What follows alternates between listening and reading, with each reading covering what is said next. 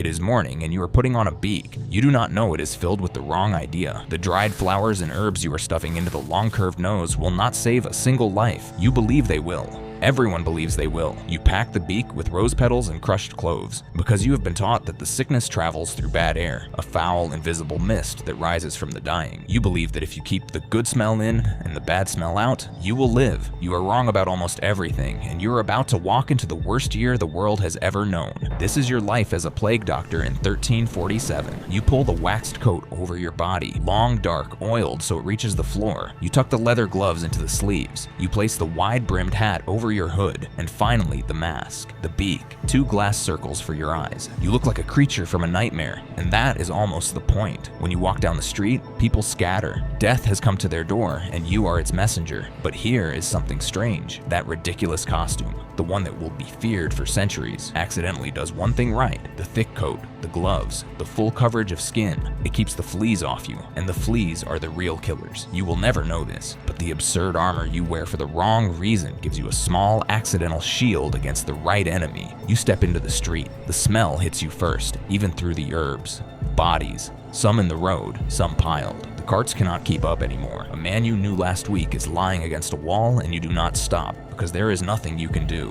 Where did this come from? Somewhere far to the east, a ship left a port. On that ship were rats. On the rats were fleas. In the fleas was a thing so small no human in your century could ever see it. A bacterium that will one day be called Yersinia pestis. It rode the trade routes that connected your world, through the Silk Road, through the ports of the Black Sea, onto the merchant ships that docked in Italy. The very thing that made your world rich became the thing that carried death into every corner of it. You reach your first house. A young woman lies on a bed of straw. Under her arms and her neck there are swellings, hard, dark, the size of an egg. These are the buboes. This is where the name comes from. Bubonic plague. You press one gently and she screams. You know what comes next. The fever, the black patches spreading across the skin as the blood vessels die beneath it, the Black Death. And then, usually within a week, the end. What do? You do what you were trained to do. Almost all of it is useless. You might cut the patient to release the bad blood. You might place dried toads on the swellings. You might burn aromatic woods to cleanse the air. None of it works. You are a soldier swinging a sword at fog.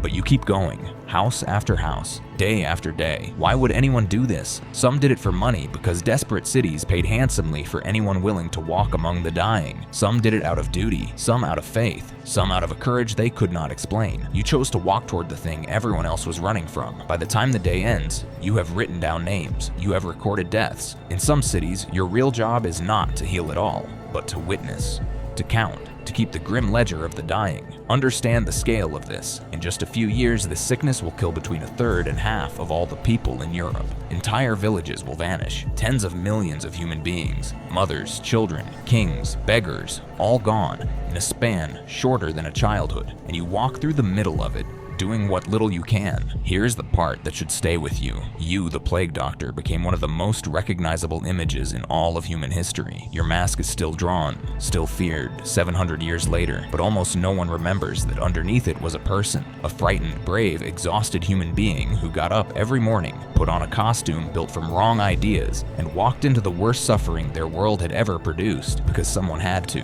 You did not save them.